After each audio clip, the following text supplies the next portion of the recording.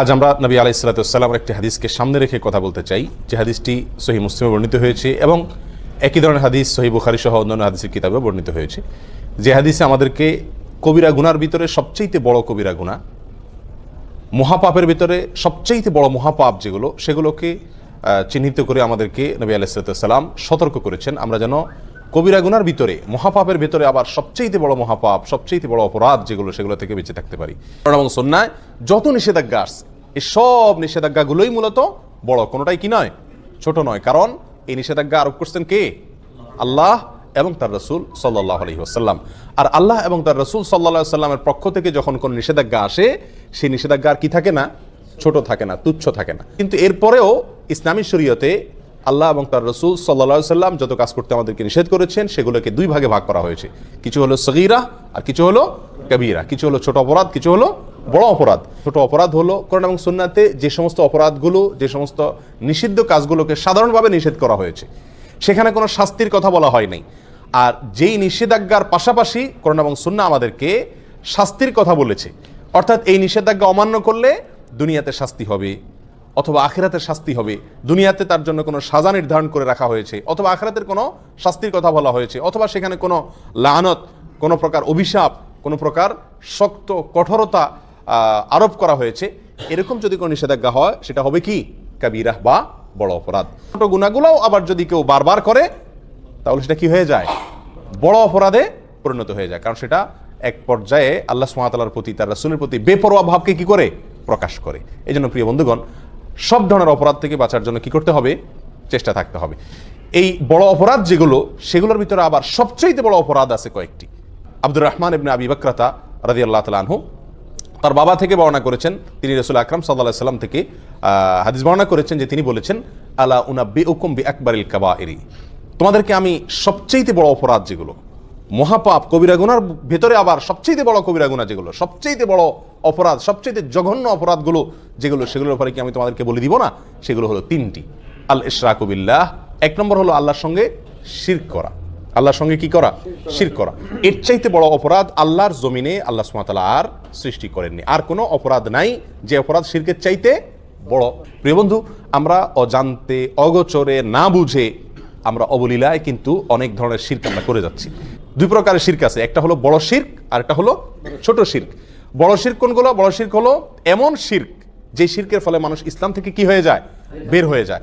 ইবাদত আল্লাহর জন্য করলো, অন্য কারোর জন্য করলো। সিজদা আল্লাহকে করলো, কোনো কবরে মাজারে গিয়েও করলো। দোয়া এটা ইবাদত, এটা আল্লাহর কাছে করলো, আবার কোনো মাজারওয়ালার কাছে গিয়ে সেখানেও চাইলো, সেখানেও দোয়া করলো, সেখান থেকে সন্তান চাইলো, ব্যবসা উন্নতি চাইলো, রাজনীতির উন্নতি চাইলো।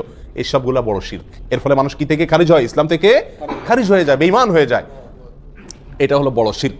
এই বড় শিরক আল্লাহ তাআলা মাফ করেন না। আল্লাহ বলেছেন, ইন্নাল্লাহা লা ইয়াগফিরু আন ইউশরাকা বিহি ওয়া ইয়াগফিরু মা দুনা যালিকা লিমান ইয়াশা। আল্লাহ সুবহানাহু ওয়া তাআলা তওবা ছাড়া যে কোনো গুনাহ মাফ করে দিতে পারেন। বান্দা তওবা না করলেও আল্লাহ তাআলা চাইলে মাফ করে দিতে পারেন। সাধারণত মাফ করেন না, চাইলে মাফ করতে পারেন, সেটা আল্লাহ তাআলার ব্যাপার।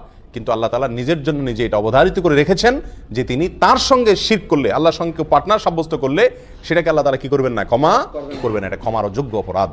হ্যাঁ, যদি কেউ তওবা করে দুনিয়া থেকে মারা যায়, কোনো মাজারে, কোনো কবরে সিজদা করেছে, সেখানে গিয়ে সন্তান চাইছে, কোনো বড় ধরনের শিরক করেছে, অথবা অন্য যতভাবে বড় শিরক হতে পারে সেগুলো করেছে, পরে আল্লাহর কাছে আবার ক্ষমা চাইছে, সেটা ভিন্ন কথা। তওবা করে ফিরে আসে, সেটা আল্লাহ তাআলা অবশ্যই কি করবেন? মাফ করবেন। তাহলে শিরকের ভিতরে বড় শিরক যেটা, সেটা সবচেয়ে জঘন্য, আর ছোট শিরক যেটা, সেটাও কম জঘন্য নয়। ছোট শিরক হলো কথাবার্তার ভিতরে বলার ভুল। আমরা আল্লাহর সঙ্গে, আল্লাহর শক্তিমত্তার সঙ্গে, আল্লাহর যে সমস্ত গুণাবলী আছে সেগুলোর সঙ্গে অন্য কাউকে কি করলাম? পরোক্ষভাবে শরীক করে ফেললাম। উপরে আল্লাহ, নিচে তুমি, আগে আল্লাহ, পাশে তুমি, এই জাতীয় অনেক উল্টাপাল্টা কথা আমরা বলি। অনেক সময় কোনো আমল করি, দিনই কোনো কাজ করি, কিন্তু সেখানে দুনিয়ার কোনো ধান্দাও থাকে আল্লাহকে খুশি করার পাশাপাশি। এই সবগুলোই ছোট শিরকের অন্তর্ভুক্ত। আল্লাহ তাআলা আমাদেরকে বড় শিরক, ছোট শিরক সবগুলো থেকে বেঁচে থাকার তৌফিক দান করুন। শিরক থেকে বেঁচে থাকার জন্য সবচেয়ে বড় এবং প্রধান উপায় হলো শিরক সম্পর্কে জ্ঞান অর্জন করা। তাওহীদ এবং শিরকের জ্ঞান যদি আমার মধ্যে থাকে, তাহলে ইনশাআল্লাহ আমি শিরক থেকে কি করতে পারবো? বেঁচে থাকতে পারবো। আমরা অজান্তে, না জেনে শিরক করে ফেলছি, যার কারণে আমার ঈমান থেকে আমি কি হয়ে যাচ্ছি? খারিজ হয়ে যাচ্ছি। তাহলে সবচেয়ে বড় অপরাধের ভিতরে এক নম্বর অপরাধ হলো আল ইশরাকু বিল্লাহ, আল্লাহর সঙ্গে কি করা? শরীক বা পার্টনার সাব্যস্ত করেন। ইবাদত করতে গিয়ে, দোয়া করতে গিয়ে, যে কোনো ভাবে আল্লাহ ছাড়া অন্য কারোর নামে আপনি শপথ করলেন, এটাও এক ধরনের কি? শিরক হয়ে যায়। আল্লাহ ছাড়া অন্য কারোর নামে আপনি মান্নত করলেন, আল্লাহর নামে মান্নাত করতে হয়, মান্নাত করলেন কোনো মাজার নামে, কোনো পীরের নামে, তাহলে এটা কি হয়ে যায়? শিরক হয়ে যায়, যেগুলো আমরা অহরহ করছি, আমাদের সমাজে অনেকেই করে চলেছেন। আল্লাহ আমাদেরকে হেফাজত থাকার তৌফিক দান করুন। দ্বিতীয় যেই অপরাধটি মহা অপরাধ, মহাপাপ, কবিরা গুনার ভিতরে আবার সবচেয়ে বড় কবিরা গুনাহ, সেটা হলো উকুকুল ওয়ালিদাইন। জঘন্য একটি বিষয়, অহরহ আমরা অবলীলায় সবাই কম বেশ করে চলেছি, সেটা হলো মা বাবার অবাধ্যতা, নাফরমানি। মা বাবার কি করা? নাফরমানি করা। নবী আলাইহিস সালাতু ওয়াস সালাম একান্তে খাসভাবে তার অনেক সাহাবায়ে কেরামকে ওসিয়ত করে গেছেন। সাধারণ নসিহত না, ওসিয়ত কোনটা? মৃত্যুর আগ মুহূর্তে মানুষ একেবারে মনের গভীর থেকে হৃদয় নিংড়ানো যে তপ্ত আহ্বান রেখে যায়, বাবা এই জিনিসটা করিও না, এটা করিও, এইগুলোকে বলা হয় সাধারণত কি? ওসিয়ত। নবী আলাইহিস সালাতু ওয়াস সালাম তার বিভিন্ন সাহাবায়ে কেরামকে ওসিয়ত করেছেন। ওসিয়ত শব্দ ব্যবহার করেছেন সাহাবায়ে কেরাম, যে আমাদেরকে রাসূল ওসিয়ত করেছেন মা বাবার নাফরমানি যেন আমরা না করি। যত বড় নির্দেশই করুক না কেন, মানতে আমার যতই কষ্ট হোক, মা বাবার নির্দেশ যেন আমরা লঙ্ঘন না করি, মনে যতই না বুঝুক। মনের সঙ্গে যুদ্ধ করে হলেও মা বাবার নির্দেশকে সবকিছুর উপরে দিয়ে রাখতে হবে। প্রিয় ভাইরা, কোরআনেও আল্লাহ সুবহানাহু ওয়া তাআলা আল্লাহর সঙ্গে আল্লাহর ইবাদত করতে হবে, আর কারোর সঙ্গে কি করা যাবে না? শিরক করা যাবে না। এই নির্দেশের পরেই আল্লাহ বলেছেন ওয়াবিল ওয়ালিদাইনি ইহসানা, মা বাবার প্রতি সদাচরণ করতে হবে। মা বাবা যদি কোনো অন্যায় কাজ করতে বলে, আপনার স্ত্রীর প্রতি জুলুম করতে বলে, অবিচার করতে বলে, অত্যাচার করতে বলে, সেটা করার দরকার নেই, সেটা মানা যাবে না। আল্লাহর নির্দেশের বিরুদ্ধে যদি কিছু করতে বলেন, দায় রাখতে নিষেধ করেন, নামাজ পড়তে নিষেধ করেন, তাহলে সেগুলো মানা যাবে না। বাকি এছাড়া যত সাধারণ নির্দেশ আছে মা বাবার, সেগুলোকে সব কিছুর উপরে অগ্রাধিকার দিয়ে মানতে হবে। এবং এটা মানা, বিশেষ করে আমাদের দেশের মতো যে সমস্ত দেশে যৌথ ফ্যামিলি ব্যবস্থাপনা আছে, সেই সমস্ত সমাজে মা বাবার হুকুম মানতে গিয়ে অনেক ধরনের সমস্যা দেখা দেয়। তারা যদি অযৌক্তিক কোনো নির্দেশ করেন যেটা আপনার সাধ্যের বাহিরে, তো সেটা আপনার জন্য মানা জরুরি না, কিন্তু তাদের সাথে ব্যবহার খারাপ করা যাবে না। নিজের স্ত্রীকে বলে রাখতে হবে, বা যাদের কারণে মা বাবার হুকুম মানতে কষ্ট হয় তাদেরকে বলতে হবে, দেখো এই জায়গায় আমি দুর্বল, আমার কিচ্ছু করার নাই, এখানে তোমাকে সবর করতে হবে। এককালে তুমিও বুড়া হবা, তোমার সন্তানদের কাছেও তোমার নির্দেশ অযৌক্তিক মনে হবে। সেদিন যদি তাদের স্নেহ, তাদের ভালোবাসা পাইতে চাও, তো আজকে তুমি সবর করো। কথা বুঝে আসছে? আল্লাহ তাআলা আমাদেরকে তৌফিক দান করুন। তাহলে দ্বিতীয় বড় অপরাধের ভিতরে, মহাপাপের ভিতরে সবচেয়ে বড় মহাপাপ, শিরকের পরে দ্বিতীয়টা হলো মা বাবার কি করা? অবাধ্য হওয়া। আল্লাহ যাদেরকে মা বাপ দিয়েছেন, দুজনের একজন বেঁচে আছেন অথবা দুজন বেঁচে আছেন, আমরা তাদেরকে কি করব? ইনশাআল্লাহ সন্তুষ্ট রাখার চেষ্টা করব। সর্বোচ্চ চেষ্টা থাকবে তারা যেন আমার প্রতি অসন্তুষ্ট না হন। বারবার মাপ চাবো, অন্যায় করবো আবার পায়ে ধরে মাপ চাবো। মা বাবার কাছে কখনো মানুষ কি হয় না? ছোট হয় না।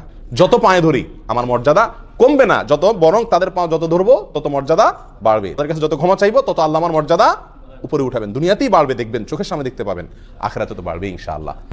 আল্লাহর এই জমিনে এই দুইটা লোক, মা বাবা, এদের সামনে আমি শক্ত হব না, এই জায়গায় আমি মাটি হয়ে যাব। আল্লাহ আমাদেরকে তৌফিক দান করুন। তৃতীয় যে অপরাধটি, সবচেয়ে বড় অপরাধ, কবিরা গুনার ভিতরে সবচেয়ে জঘন্য কবিরা গুনাহ, এটা হলো ওয়াশাহাদাতুজ জুর আও কাউলুজ জুর, মিথ্যা সাক্ষ্য দেওয়া। কি দেওয়া ভাই? মিথ্যা সাক্ষ্য দেওয়া। এই হাদিস বর্ণনাকারী সাহাবী বলছেন যে নবী আলাইহিস সালাম হেলান দিয়ে বসে কথাগুলো আমাদেরকে বলছিলেন। এই তৃতীয় নম্বর পয়েন্টটা বলতে গিয়ে নবী আলাইহিস সালাম হেলান থেকে উঠে বসলেন সোজা হয়ে, আর বারবার বলতেছিলেন ওয়াশাহাদাতুজ জুর, ওয়াশাহাদাতুজ জুর, ওয়াশাহাদাতুজ জুর। এতবার তিনি বলতেছিলেন, আমরা তখন মন থেকে চাইছিলাম যে রাসূল যেন একটু থামে, আর কত বলবে, অর্থাৎ বিষয়টা আমাদের উপরে অনেক কঠিন হয়ে যাচ্ছে। এত বারবার তিনি